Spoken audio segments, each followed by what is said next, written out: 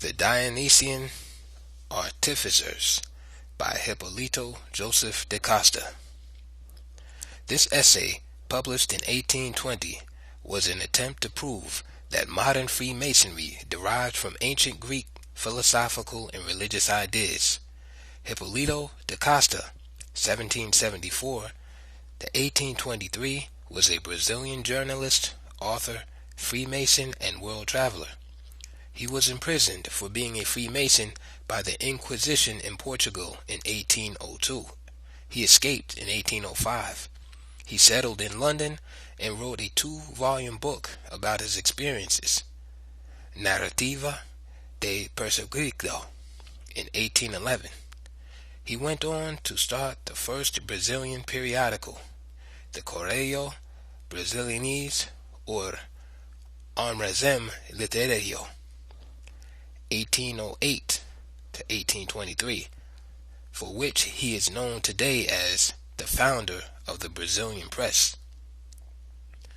The original is extremely rare and was scanned from a reprint by the Philosophical Research Society Press dated 1936. The Dionysian Artificers. The mysteries of the ancients and the associations in which their doctrines were taught have hardly been considered in modern times, but with a view to decry and ridicule them. The systems of ancient mythology have been treated as monstrous absurdities, debasing the human reason, conducting to idolatry, and favoring depravity of manners. However, they deserve attention if the motives of their inventors, rather than the profligacy and ignorance of their corruptors, be contemplated. When men were deprived of the light of revelation, those who formed systems of morality to guide their fellow creatures, according to the dictates of improved reason, deserved the thanks of mankind. However deficient those systems might be, or time may have altered them, respect, not derision, ought to attend the efforts of those good men, though their labors might have proved unavailing. In this point of view must be considered an association, traced to the most remote antiquity and preserved through numberless vicissitudes, yet retaining the original marks of its foundation, scope, and tenets. It appears that at a very early period, some contemplative men were desirous of deducting from the observation of nature moral rules for the conduct of mankind. Astronomy was the science selected for this purpose. Architecture was afterwards called in aid of this system, and its followers formed a society or sect, which will be the object of this inquiry. The continuity of this system will be found sometimes broken, a natural effect of conflicting theories, of the alteration of manners, and of change of circumstances, but it will make its appearances at different periods, and the same truth will be seen constantly. The importance of calculating with precision the seasons of the year to regulate agricultural pursuits, navigations, and other necessary avocations in life must have made the science of astronomy an object of great care in the government of all civilized nations, and the prediction of eclipses and other phenomena must have obtained for the learned in this science such respect and veneration from the ignorant multitude as to render it extremely useful to legislators in framing laws for regulating the moral conduct of their people. The laws of nature and the moral rules deducted from them were explained in allegorical histories, which we call fables, and those allegorical histories were impressed in the memory by symbolical ceremonies denominated mysteries, and which, though afterwards misunderstood and misapplied, contain systems of the most profound, the most sublime, and the most useful theory of philosophy. Amongst those mysteries are peculiarly remarkable the Eleusinian, Dionysus, Bacchus, Osiris, Adonis, Tammuz, Apollo, etc., were names adopted in various languages and in several countries to designate the divinity who was the object of those ceremonies, and it is generally admitted that the sun was meant by these several denominations. Let us begin with a fact not disputed, that in these ceremonies a death and resurrection was represented, and that the interval between death and resurrection was sometimes 3 days, sometimes 15 days. Now, by the concurrent testimony of all ancient authors, the deities called Osiris, Adonis, Bacchus, etc., were names given to, or types representing the sun, considered in different situations and contemplated under various points of view. Therefore, these symbolic representations which describe the sun as dead, that is to say, hidden for 3 days under the horizon, must have originated in a climate where the sun, when in the lower hemisphere, is at a season of the year concealed for 3 days from the view of the inhabitants.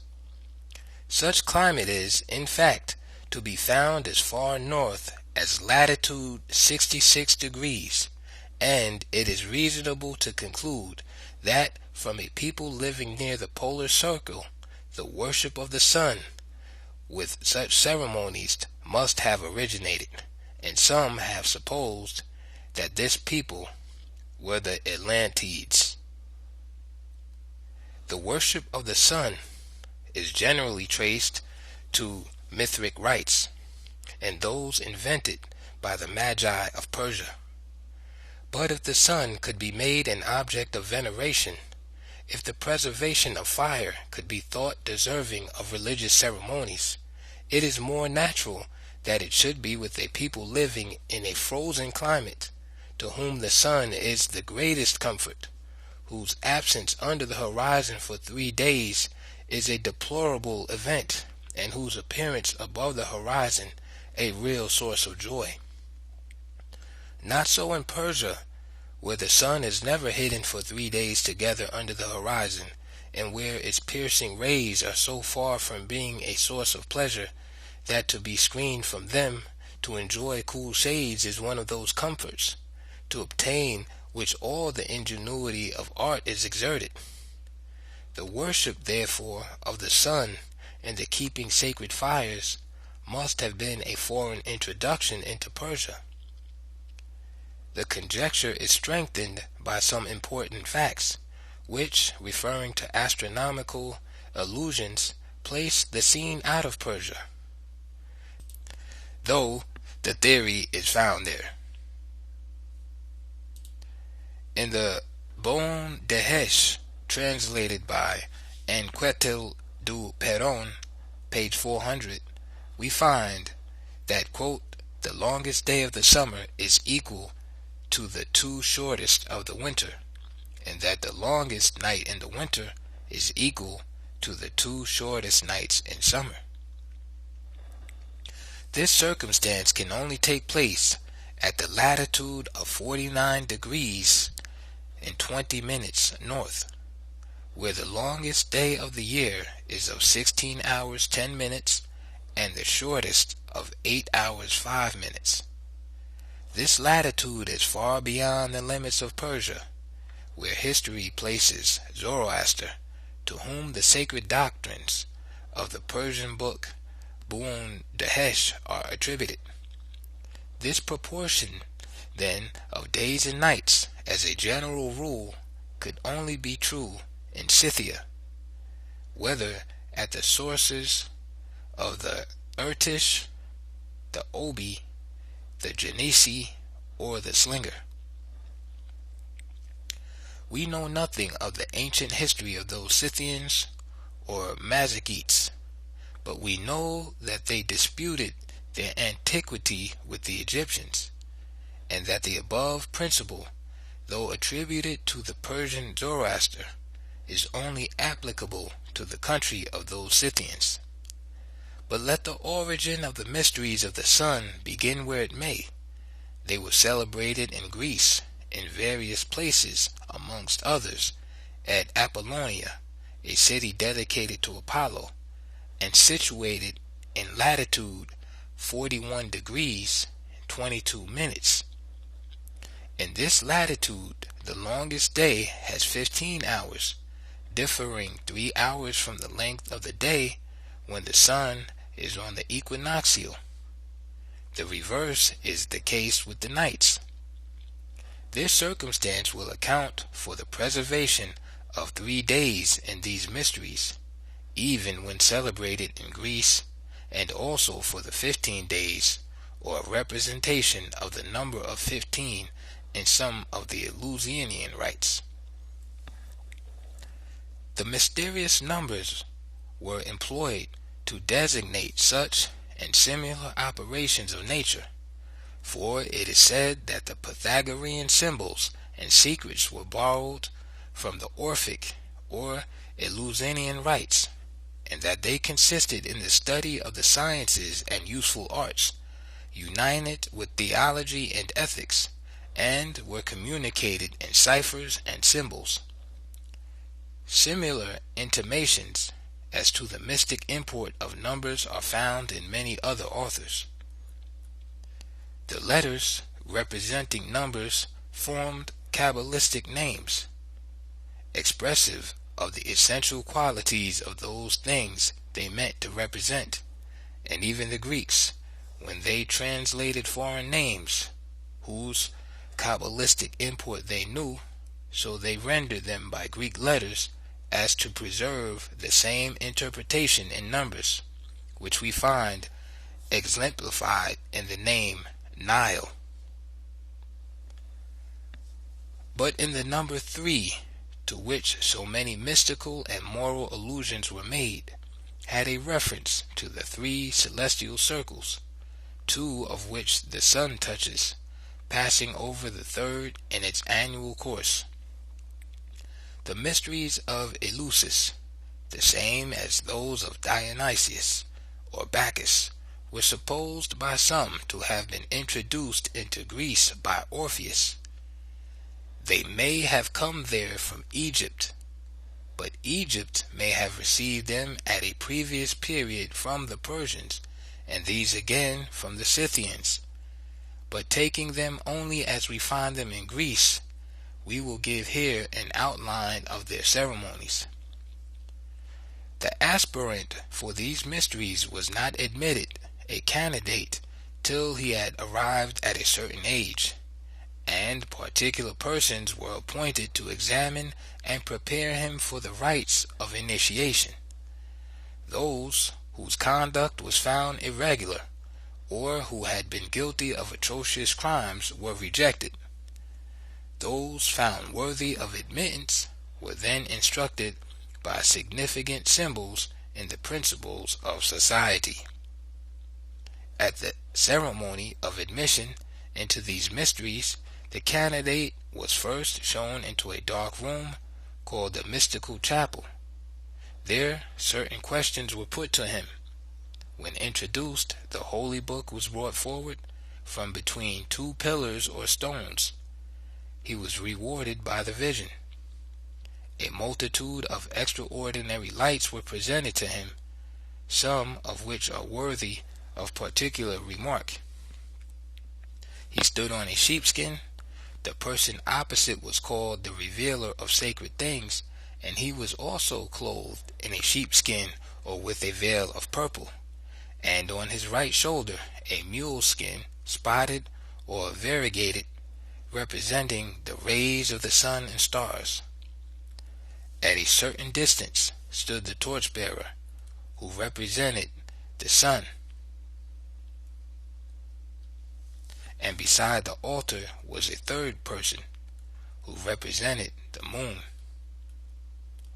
Thus we perceive that over those assemblies presided 3 persons in different employments, and we may remark that in the government of the caravans in the eastern countries, 3 persons also direct them, though there are 5 principal officers.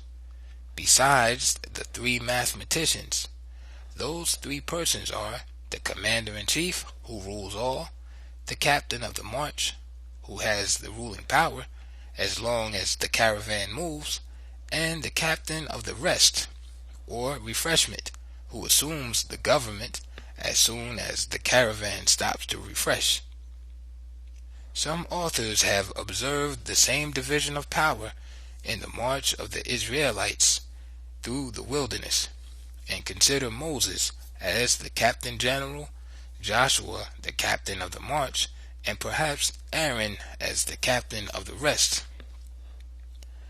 The society of which we are speaking was ruled by 3 persons, with different duties assigned to them by a custom of the most remote antiquity. These mysteries, however, were not communicated at once, but by gradations in 3 different parts. The business of the initiation, properly speaking, was divided into 5 sections, as we find in a passage of Theo, who compares philosophy to those mystic rites.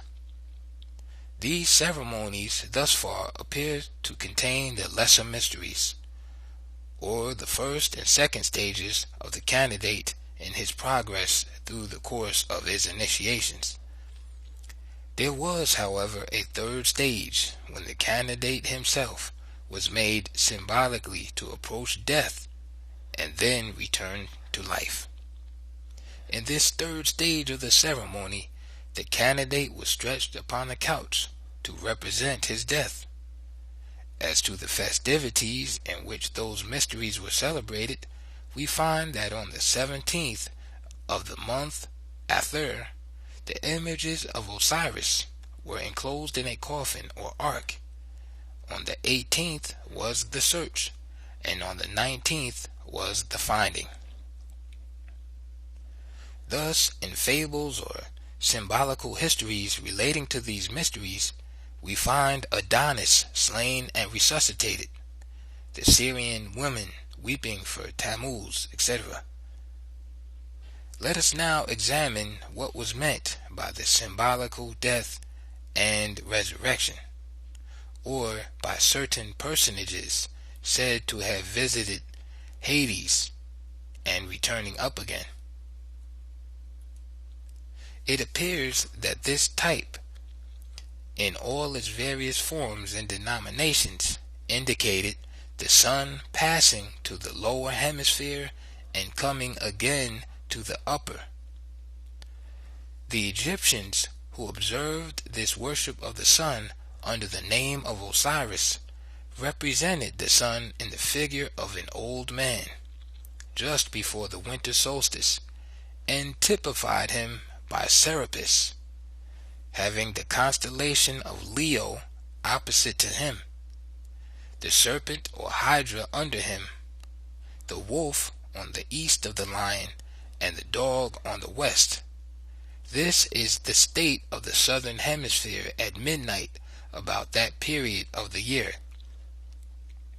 The same Egyptians represented the sun by the boy Harpocrates at the vernal equinox, and then was the festivity of the death, burial, and resurrection of Osiris, that is to say, the sun in the lower hemisphere just coming up and rising above in the upper hemisphere. In this upper situation, the sun was called Horus, Mithras, etc., and hailed as Sol Invictus. We will now point out some other symbols to express the same phenomena, though different from those types we are treating of at present. In the Mithraical astronomical monuments, where the figure of a man is represented conquering and killing a bull, there are 2 figures by their sides with torches, one pointing downward, the other upwards. These monuments, where the mysteries in question were depicted, the man killing and conquering the bull represent the sun passing to the upper hemisphere through the sign of Taurus, which in that remote period, 4,600 years before our era, was the equinoxial sign. The two torchbearers, the one pointing his torch downward, the other upwards, represent the sun passing down to the lower hemisphere and coming up again. At the remote time before alluded to, the sun entered the sign Taurus at the summer equinox, and the year was begun at this period among the Egyptian astronomers. Afterwards, in consequence of the precession of the equinoxes, the summer equinox took place in the sign of Aries. Hence, part of the Egyptians transferred their worship from the bull or calf to the ram, while others continued to worship the bull. We may explain this in the language of our modern astronomers by saying that some of the learned Egyptians continued to reckon by the movable zodiac, while others reckon the year by the fixed zodiac. And this circumstance produced a division of sects in the people, as it was a division of opinion amongst the learned.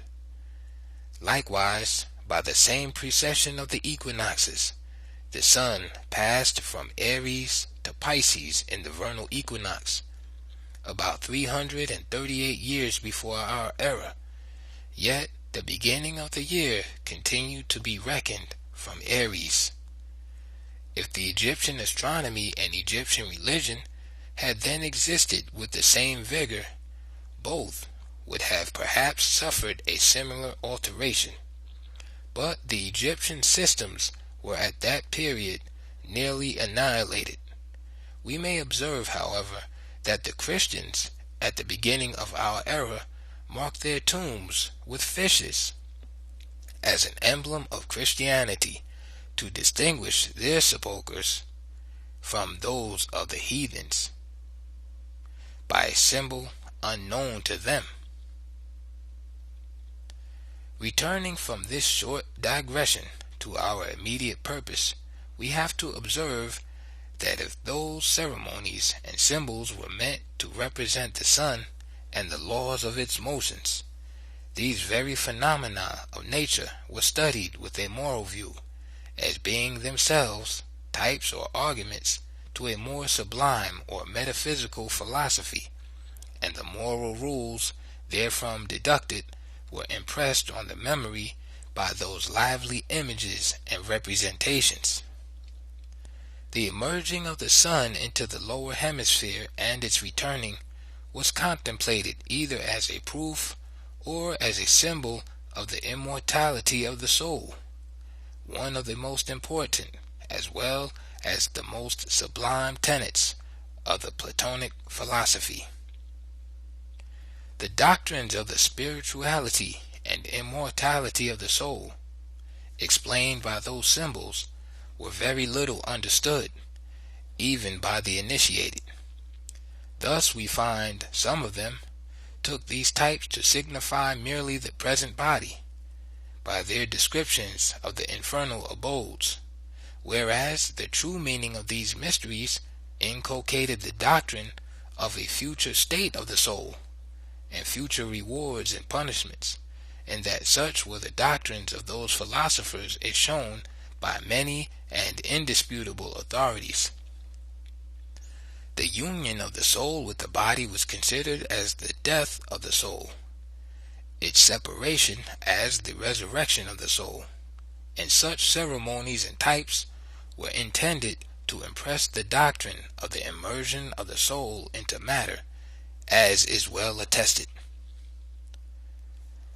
By the emblem of the sun descending into the lower hemisphere was also represented the soul of the man, who through ignorance and uncultivation was in a state compared to sleep, or almost dead, which mystery was intended to stimulate man to the learning of sciences. The Egyptians also considered matter as a species of mud or mire in which the soul was immersed, and in an ancient author we find a recapitulation of these theories in the same sense.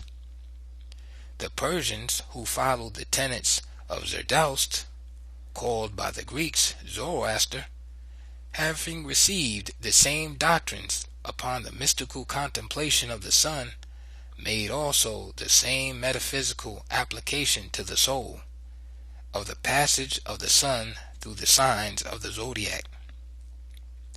The sun, moreover, was considered as the symbol of the active principle, whereas the moon and earth were symbols of the passive.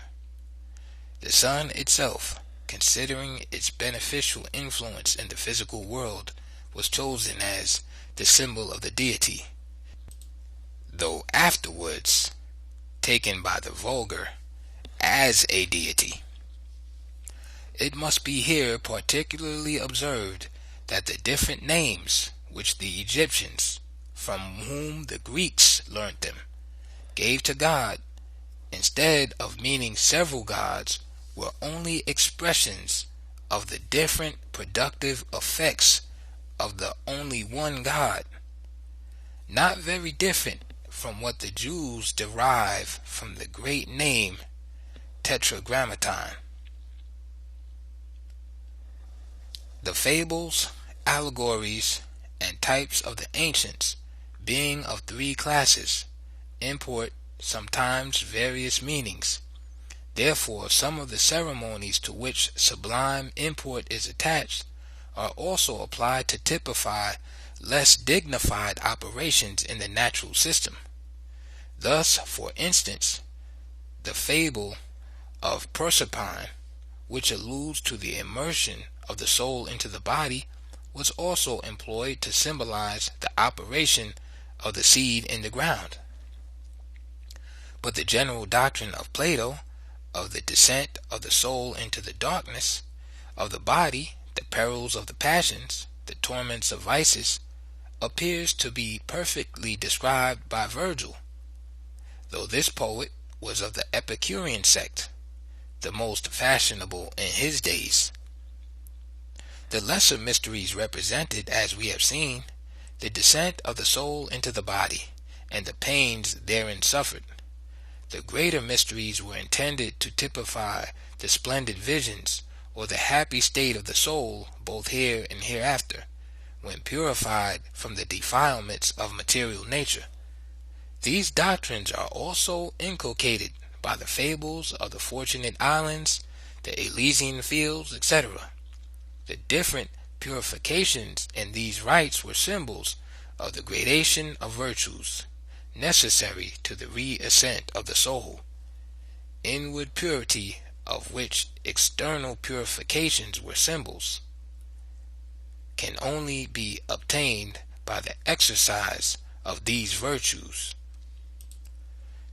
To the illusion of these virtues must be understood what Socrates says, that it is the business of the philosophers to study to die, and to be themselves death, and, as at the same time he reprobates suicide, such death cannot mean any other but philosophical death, or the exercise of what he calls the cathartic virtues.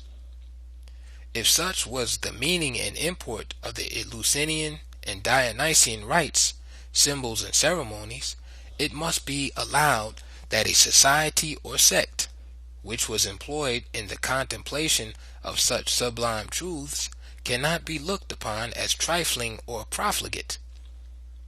The very Christian fathers, who so strongly attacked the pagan religion, confessed the utility of these symbols, and that the circumstances previous to initiation into those mysteries tended to exclude impious notions and prepare the mind to hear the truth.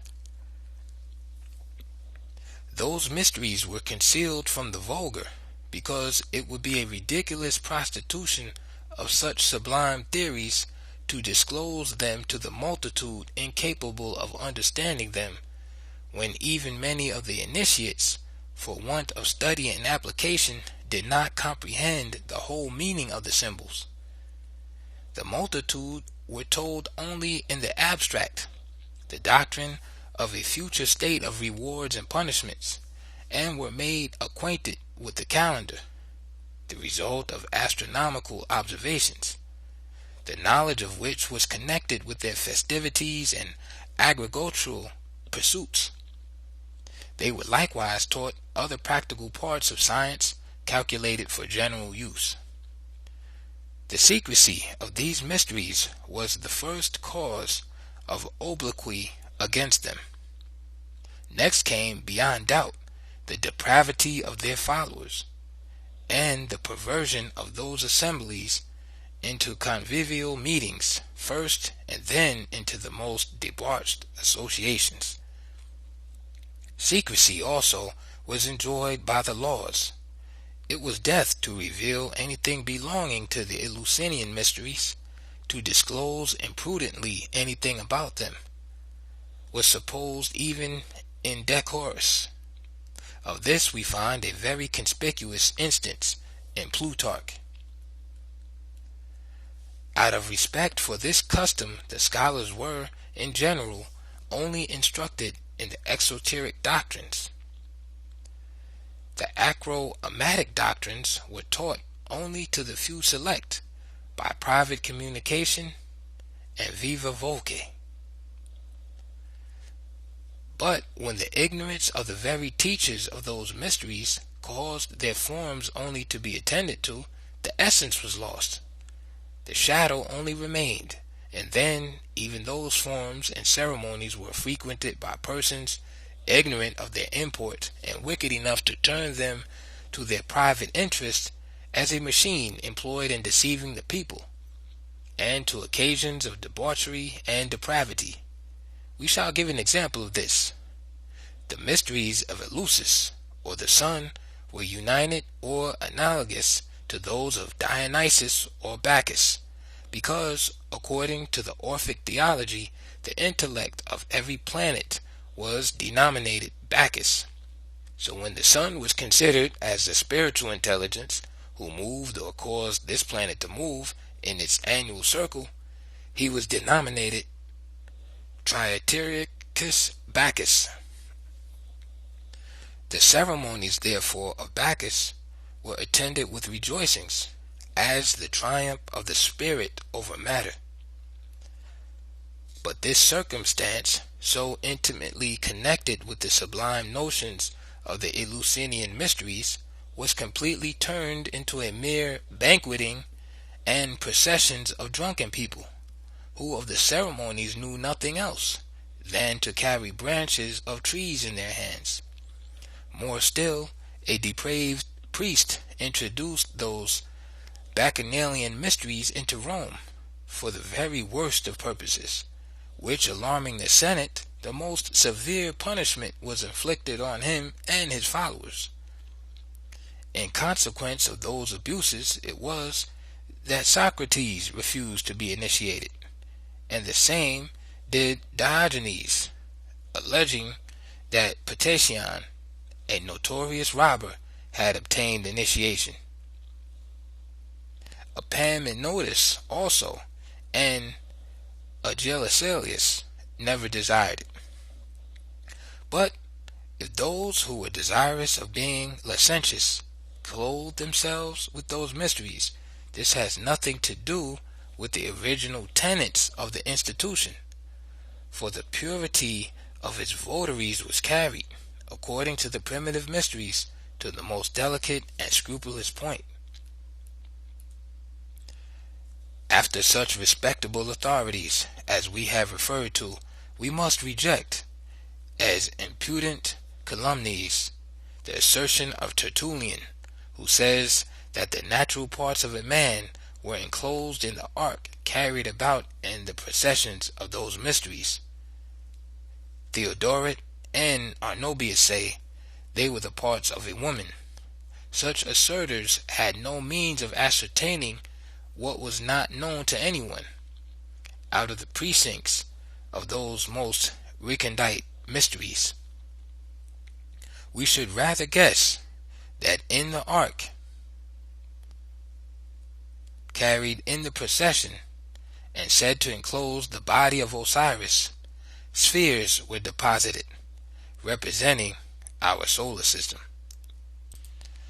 In regard to these accusations found in some of the ecclesiastical writers, we must also observe that many of them, led by a mistaken zeal for the Christian religion, disfigured in a most reprehensible degree the ancient historical monuments, taking for instance the manner in which the history of Egypt is written by Menethlion was transmitted to us by those ecclesiastical writers. Others of such writers, in fact, knew nothing of the Egyptian mysteries. The conclusion, therefore, is that the motives of those institutions were good and pure, as tending to the study of science and practice of morality, though the same institutions afterwards degenerated, and their degeneration was followed by the ruin of the state, as predicted by Trismegistus himself, who in this prediction proved how great a philosopher and politician he was. Having thus established what was the meaning and import of the Eleusinian or Dionysian mysteries among the Greeks, who transmitted to us the knowledge of them, and having shown that the ceremonies were not intended in their origin as a worship of the sun, considered as a deity, we shall proceed to examine how those mysteries were communicated to other nations by the Greeks. About 50 years before the building of the Temple of Solomon in Jerusalem, a colony of Grecians, chiefly Ionians, complaining of the narrow limits of their country in an increased population, emigrated, and having been settled in Asia Minor, gave to that country the name of Ionia. No doubt that people carried with them their manners, sciences, and religion, and the mysteries of Eleusis, among the rest.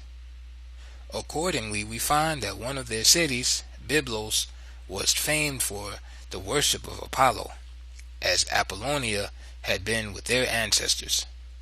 These Ionians, participating in the improved state of civilization in which their mother country, Greece, then was, cultivated the sciences and useful arts, but made themselves most conspicuous in architecture, and invented or improved the order called by their own name, Ionian. These Ionians formed a society whose purpose was to employ themselves in erecting buildings.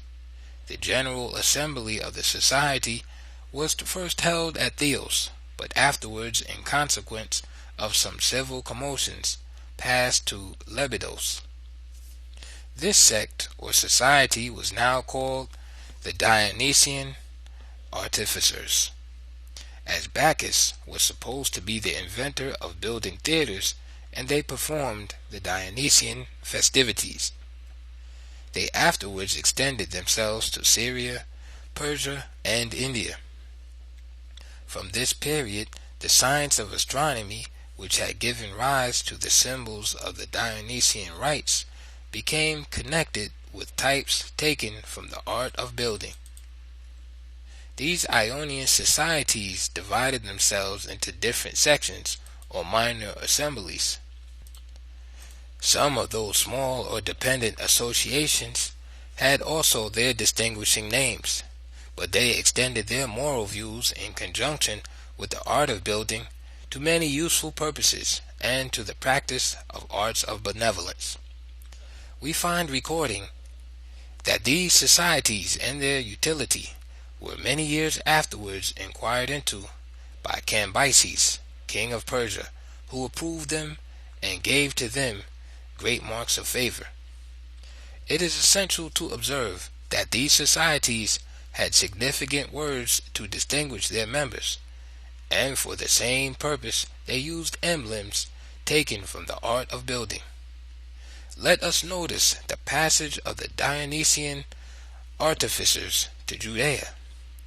Solomon obtained from Hiram, king of Tyre, men skillful in the art of building, when the temple was erected at Jerusalem. Amongst the foreigners who came on this occasion, we find men from Gebel, called Geblim, that is to say, the Ionians settled in Asia Minor, for Gebel or Byblos was that city where stood the temple of Apollo, where the Eleusinian rites or Dionysian mysteries were celebrated, as we have already stated. We could, in addition to this argument, produce some authority, for Josephus says that the Grecian style of architecture was used at the Temple of Jerusalem.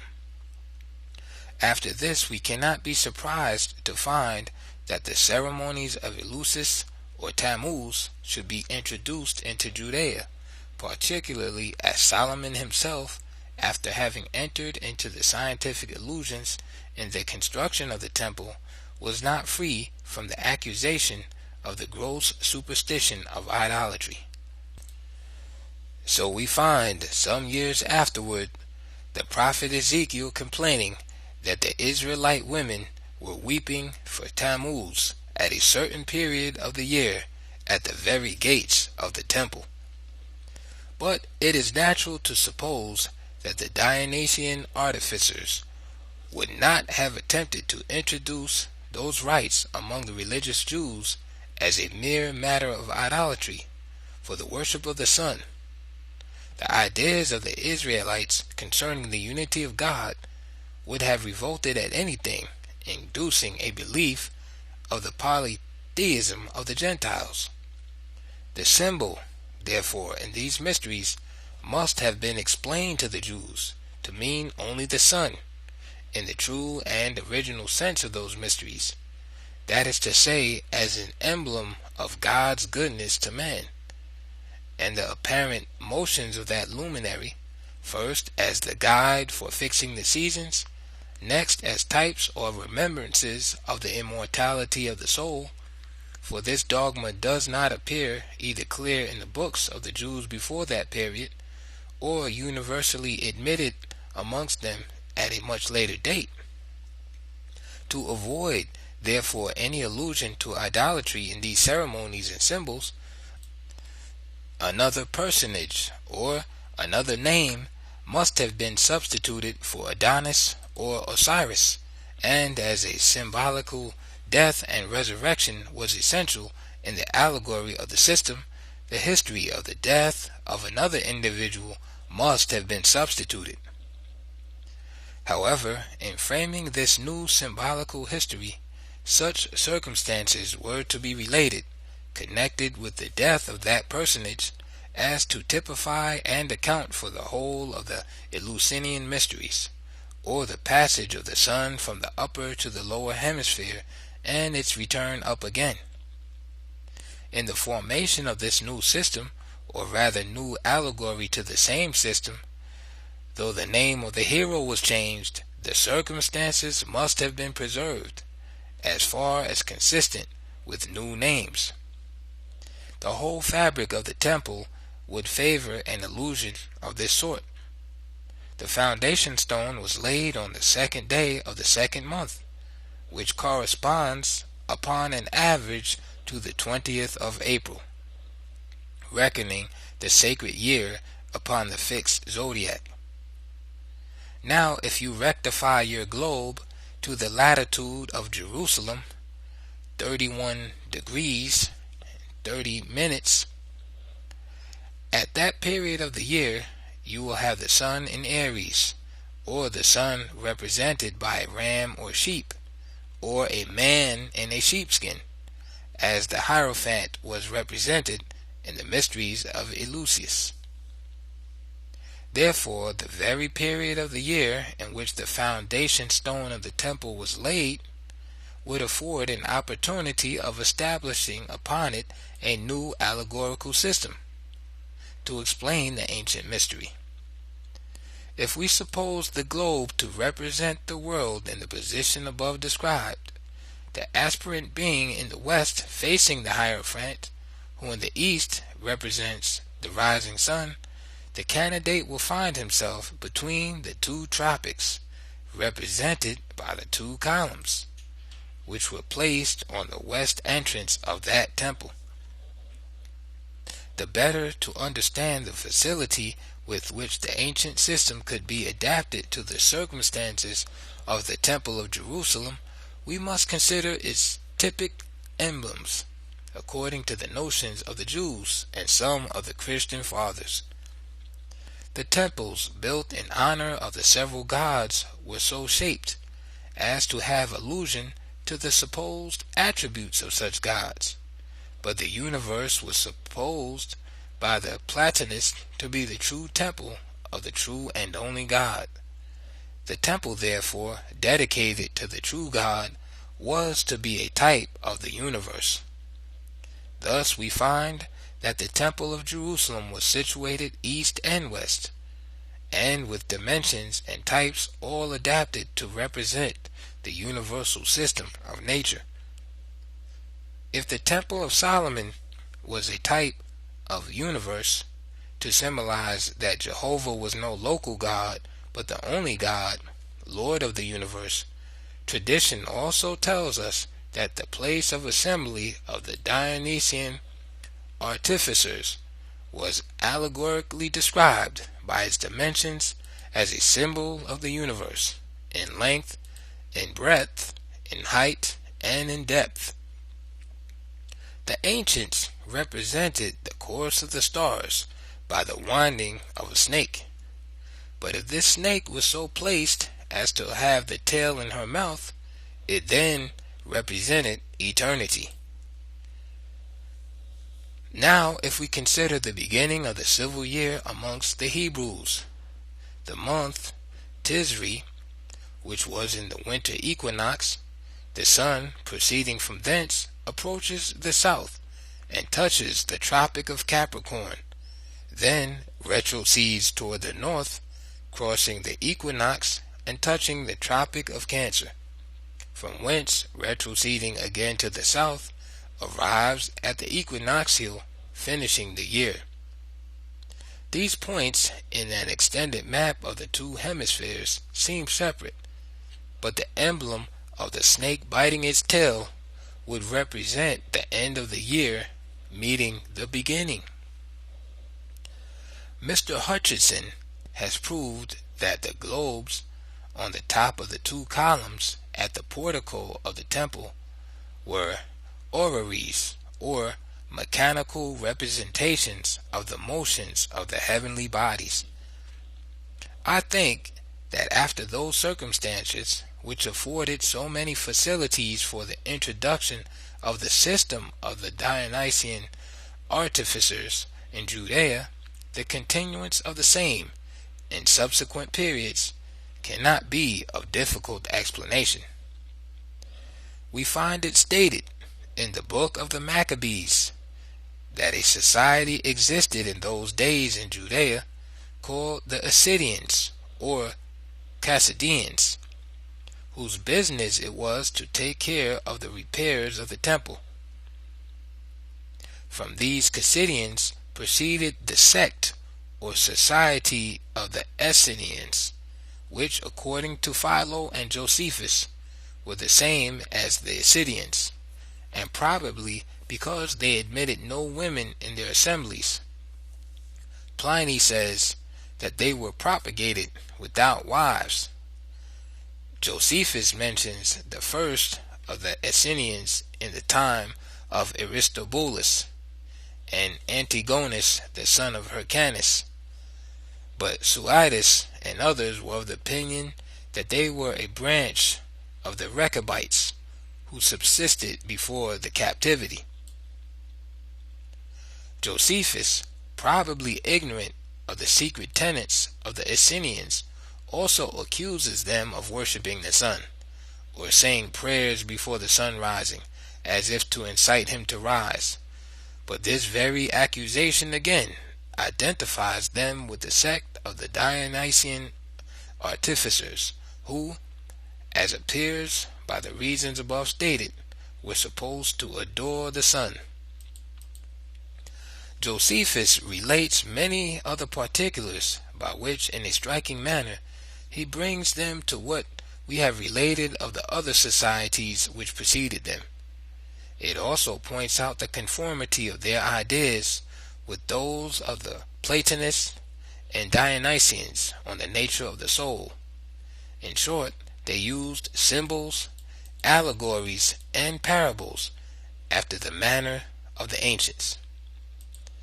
The practices of those Essenians are represented by Philo as the most pacific and full of social virtues, and those amongst them who were most enthusiastic for their tenets had their goods in common, as the Christians had in the first ages of Christianity. The Essenians had not their ceremonies and mysteries recorded in history, but thus far we know that they transmitted to posterity the doctrines which they received from their ancestors. They had also distinguishing signs and the festival banquets, though it does not appear that they followed the profession of builders or architects exclusively. Out of Judea we find also societies distinguished by the same characters as the Essenians, and with the same tenets of Plato, for the Pythagoreans also employed the symbols from the art of building. The Dionysian Artificers existed also in Syria, Persia, and India, and the Eleusinian mysteries were preserved in Europe, even at Rome, until the 8th century of the Christian era. After this epoch, Europe was visited by the most barbarous nations, who, persecuting every scientific research, scattered a general darkness in which all the labors of the ancients in favor of mankind were nearly lost in the general ignorance of their times. Those very societies and sects had also been in former periods much abused, and the ceremonies converted, as we have seen, for the worst of purposes. This was another powerful cause for their decline and ruin. Christianity was then in Europe the only bond of morality by which power could, in some measure, be controlled or restrained. When the sciences began to revive, a general fanaticism prevailed, and a spirit of persecution appeared, which caused the ancient doctrines of philosophers and the old systems of morality to be regarded only as offsprings of atheism and practices of idolatry. Under these circumstances, the Eleusinians, the Dionysian Artificers, Assyrians or Essenians sunk into such oblivion that no mention is made of them in history. In the 10th century, during the wars of the Crusades, some societies were instituted in Palestine and Europe, which adopted some regulations resembling those of the ancient fraternities. But it was in England, and chiefly in Scotland, where the remains of the old system, identified with that of the Dionysian Artificers, were discovered in modern times. End of Dionysian Artificers. Read by Exam Info.